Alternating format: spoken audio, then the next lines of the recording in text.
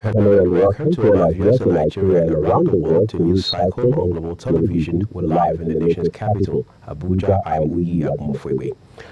Katsina State government has appealed to the federal government to tackle insecurity in some parts of the state, stressing that poverty, injustice, and illegal mining are major factors fueling the menace. The State Governor Diko Umar Rada made the appeal when he paid a courtesy call on Minister of Solid Minerals Development, Delia Lake in Abuja. Sharada J has details. In his remarks, the governor of Katsina State, Dinko Umar Rada, urged the minister to revoke licenses of operators that refuse to develop or commence projects and investigate instances of operators parading dubious letters of consent from host communities. He further lauded the minister's efforts in repositioning the mining sector while expressing the state's readiness to partner the federal government to harness its mineral resources for the benefit of the state and the nation. For the country now to focus attention on the solid minerals because Nigeria has suffered on that, and this is an area in which the country can rejuvenate its economy and makes life better for the citizens. And I think we want to assure you that as a government, we support all your initiatives to harness this sector and to make it viable and for our economy to prosper.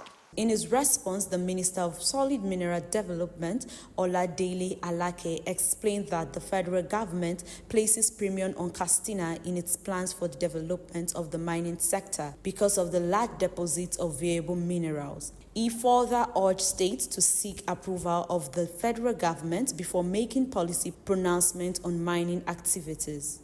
I'm proposing a retreat with all the governors to resolve areas of misunderstanding and conflict and misperception.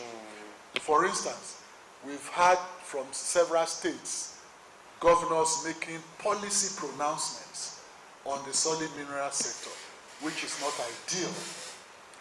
The solid mineral sector, as of today, belongs exclusively to the exclusive list of the Constitution, which means it is only the federal government that can make pronouncements. The minister further rules out that the federal government is set to hold a retreat that will address grey areas and in order address the challenges facing the mining sector. Sharon Ajay reporting for Global TV News. Thank you, Sharon. The Defense Headquarters says two military personnel will face court-martial for the December 3rd, 2023 accidental bombing on the Todumbere village of Kaduna State. Director of Defense Media Operations, Major General Edward Buba, revealed this during a press briefing at the Defense Headquarters in Abuja. Buba said the investigation launched into the incident had been concluded with the two persons indicted. The accidental bombing led to the death of at least 85 civilians, with several injured. President Bola Tinubu had ordered a probe into the incident, while the military promised that any personnel found culpable would be punished. Barely 1 month after the court had sacked monarch appointed by Governor Ademola Adeleke, Justice Michael Awe has stopped him from presenting a staff of office to the second king of Ire, Oba Muritala Oyelakin. The nation recalled that the two kings emerged as the area of Ire in Oborogbe local government area of Osun State after Adeleke had rejected the appointment of Oba Ademola Bonle by his predecessor. The Adegoye had appointed Muritala Oyelakin as king. However, there has been a crisis in the community with the emergence of two kings and kingmakers sharing the traditional rights of Oba Oyelakin. To turn to other stories now, the Economic and Financial Crimes Commission (EFCC) has placed international schools charging tuition in dollar and other foreign currencies under surveillance as part of measures to reduce the pressure on the naira. Head of Media and Public Relations of the agency, Dele Oyewale, said the commission would clamp down on defaulting schools and other organizations in this regard.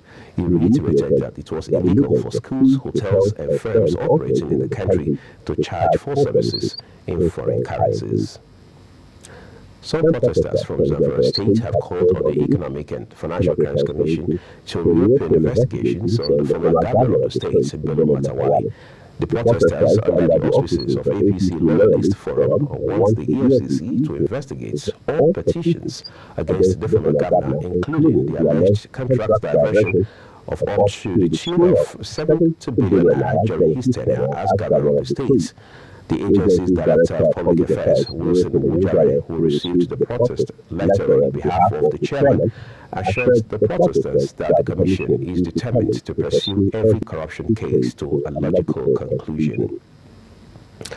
Let's turn to Nigeria's southwest now, where Oyo State Council of the National Association of Nigerian Nurses and Midwives has threatened to embark on an indefinite strike if their demands are not met within 14 working days.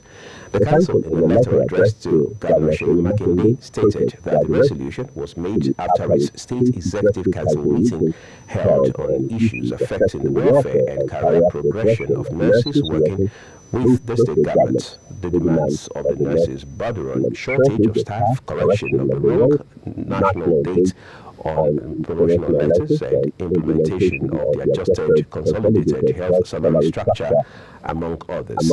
The nurses claimed that the ultimatum, which began on May 2nd, 2024, will end on May 21st, 2024, while the indefinite strike is scheduled to commence on May 22nd if their demands are not met. The Lagos State Police Command says it has stumbled on a drug den during its operation in the Ilebo market in Okodo area of the state, following clashes between youths and hoodlums. State Police Public Relations Officer Benjamin Uday said that in an attempt to dislodge the hoodlums, the law enforcement officers found a hidden drug den that had been operating in plain sight. The hoodlums residing in the shanties beside the market were said to have wielded a series of dangerous weapons during the clash, inflicting injuries on each other. A coalition of civil society organizations has called on Nigerians to desist from supporting looters and corrupt politicians in the country. The call was made by over 50 civil society organizations led by Civil Society Legislative Advocacy Center at a press conference on corruption in Nigeria held in the nation's capital, Abuja. The group urged Nigerian youths to allow the Economic and Financial Crimes Commission to perform its constitutional role and not disrupt its arrests and prosecution plans. Samuel Odi completes the story. The Constellation of Civil Society Group said that ordinary Nigerians are always at the receiving end when funds meant for development is misappropriated or looted by politicians. It observed that prosecution does not mean conviction, adding that youth must support the prosecution of corrupt politicians. Procurement of political power appointment by some suspected or investigated looters who are serving under the current administration as ministers, legislators, or occupying leadership position of the ruling party has exposed anti-corruption work to serious setback and deliberate sabotage that cripples the efficiency of the anti-corruption agencies.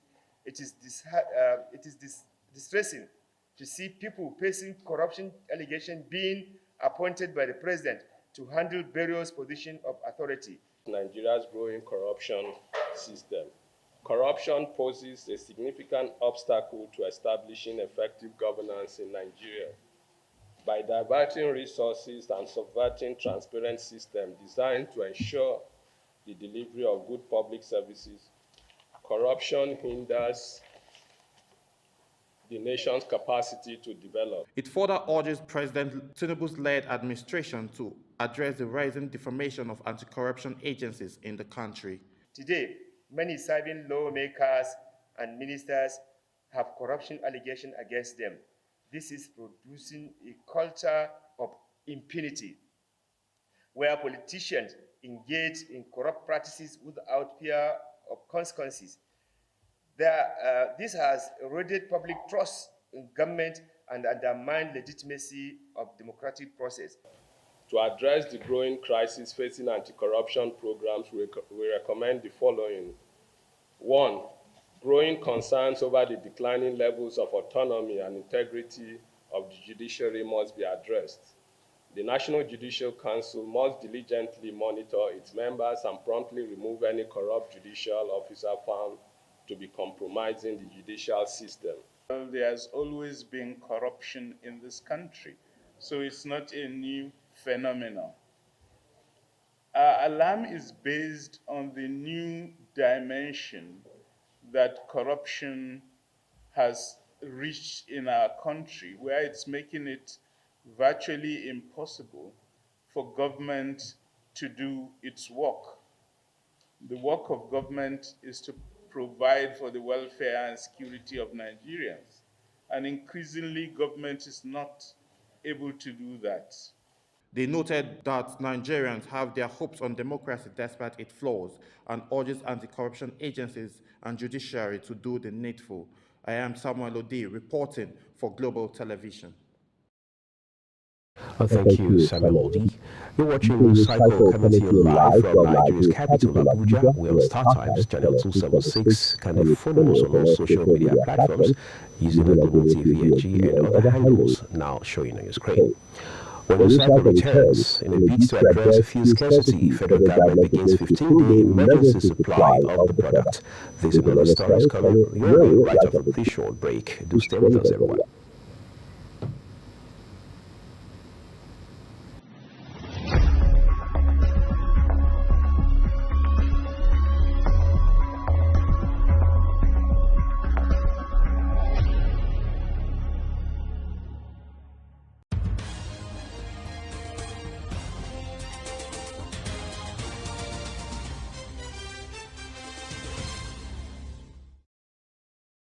This is Global Television bringing you live broadcast of News Cycle with Uyi Agbofiwe. Thank you for staying with us. On the federal scene, the United States has accused Russia of deploying chemical weapons as a method of warfare in Ukraine in violation of international laws banning their use. State Department officials say Russia had used the choking agent chloroprene to win battlefield gained over Ukraine. The Organization of the Prohibition of Chemical Weapons, OPCW, a global watchdog that oversees implementation of the CWC, said a chemical weapon is a substance used to cause intentional death to harm through its toxic properties. Palestinian orbital Nigeria Ambassador Abdullah Abu Shawash says about 37 million tons of debris and unexploded ordnance lie in waiting at Gaza Strip. He made the revelation at a press briefing in Abuja on the situation in Gaza Strip. Anthony Mamadou has details.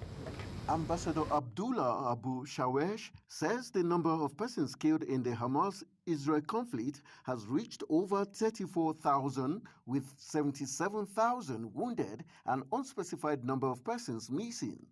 The ambassador says Euro-made monitor report reveals the discovery of dozens of bodies from the mass graves in Al-Shifa Medical Complex courtyard, and says calls for an independent investigation to hold those responsible accountable. They discovered two mass graves in Shifa and on Nasser hospitals. What we are calling for, as I was very clear in this regard, and I repeated myself 2 times, we call likewise the spokesman of the United Nations Secretary General, we call for an independent investigation committee, fact-finding commission to come and to investigate and to bring to us all, to the international community, and a clear trustable report about what happened and about the mass graves and about the using of banned weapons, part of these banned weapons. He also called for the independent investigation of the October 7th, 8th and 9th events that have shaped the conflict and Israeli occupation, while decrying the struggle of 155,000 pregnant women and children for survival. To what happened in the Security Council, to their statements in the Security Council, they used to deliver on a very strong, very direct, very clear statement, even against the United States of America when they used the veto 5 times before, during the last. So that again, no, we are fully trust of them, Russia and China. China position when it came to the Palestinian-Israeli issue. The building of my ministry, the Foreign Affairs Ministry in Palestine, was fully financed by China and was fully built or financed or by China. I mean, which means that I think, and also there is a lot of technical support that the Chinese is used to give us. The ambassador also applauded the Russian and Chinese governments for their support, as well as the United Nations for their support. Anthony Momodu reports for Global Television. The death toll from flood-related incidents in Kenya has crossed 200 since March as torrential rains wreaked havoc in some parts of the country. A cyclone barreled towards the Tanzanian coast. The Interior Ministry said in a statement that 2 people have been killed in the past 24 hours due to triggering flooding and landslides that have destroyed crops, swallowed homes, and displaced hundreds of thousands of people. Let's talk business now. The federal government has raised a total sum of 11 trillion naira through auctions and sales of treasury bills, as well as saving bonds issuance in 4 months. An analysis of bonds and bills results issued this year by the Central Bank and the Debt Management Office showed that the government had raised 3.1 trillion naira in federal government of Nigeria bonds and 9.72 trillion naira in T-bills between January and April of the ongoing year, totaling 11.2 trillion naira. These bonds, being crucial instruments for the government's debt management strategy, serve multiple purposes, including providing investors with a relatively safe investment option, assisting in managing the country's debt profile, as well as facilitating efficient fund management. The Nigerian Exchange Group says that it is working on plans to provide an online platform for public office, as well as expand its footprint across the African continent. This was disclosed at the 63rd Annual General Meeting of the group, which was held recently in Lagos. The platform will also provide a smarter and more efficient way for issuers to raise capital, enhance the subscription process, and operational workflow of public offices in the capital markets. The Nigeria Governors Forum, NGF, has emphasized the need for government and organized labor to come up with a sustainable minimum wage in their ongoing negotiations. The forum, which makes the call in a communique issued at the end of its virtual meeting and signed by its chairman and Kwara State Governor Abdulrahman Abdulrazak, assured labor of government's commitment to pay workers an improved wage.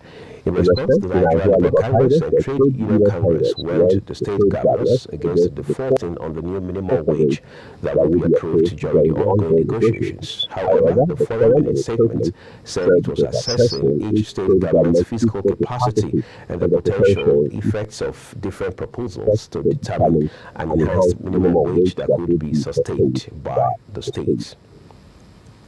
In an effort to enhance trade facilitation and create a more transparent and predictable business environment for stakeholders, the Nigerian Customs Service has launched advanced ruling so as to ensure valuation of goods before importation.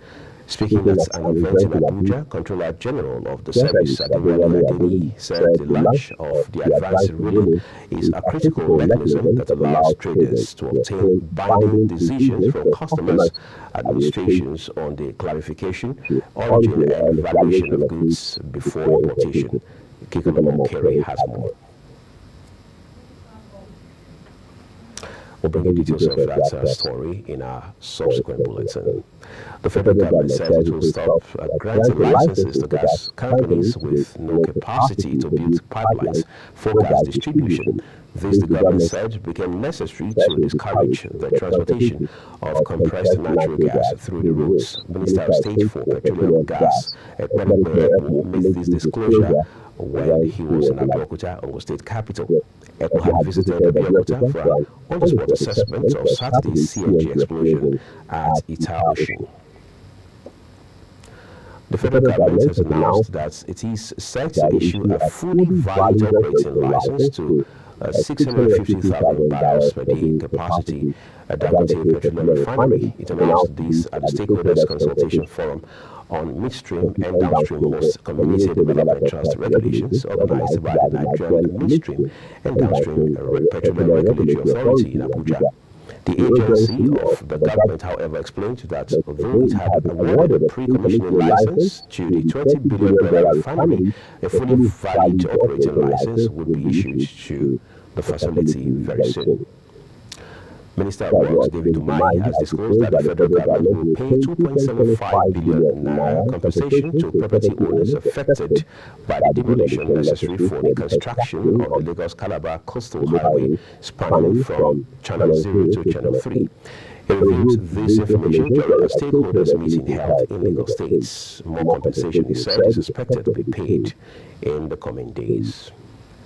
Let's turn to sports for you. Marcus Rashford will reportedly oppose any attempt to Man United to sell him this summer. Reports earlier this week had claimed that United's entire squad is up for sale.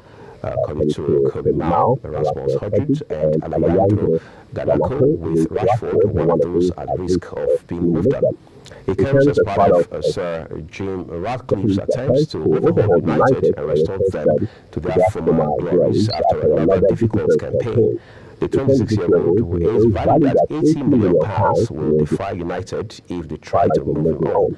The report goes on to claim Rashford is happy in Manchester and is not keen on a transfer away from his boyhood club. Cristiano Ronaldo has shown he is not quite as self-centered as some may believe, as he has allowed Sadio Mane to take a penalty during Al Nassr's clash with Al Khalij. Ronaldo, who returned from suspension in the first leg after being sent off against Al Hilal last month, had already scored a brilliant opener of his own when his side were awarded a sports kick in the later stages of the first half. The Portuguese superstar is Al-Nassr's designated penalty taker, but handled the possibility, though his teammates in an effort to boost his confidence. Ronaldo could be seen encouraging Mane in the background as he stepped up and duly taps it away to double the home side's lead. There's some sort of camaraderie there between two superstars. Incidentally, that's a full cycle of the news here. Thank you everyone for watching. Remember, on Star Times, Channel 276 can be followed across all social media platforms using the Global TV and G and other handles as you now see on your screen. I'm William Moffat. Thank you especially for watching. I'll see you again.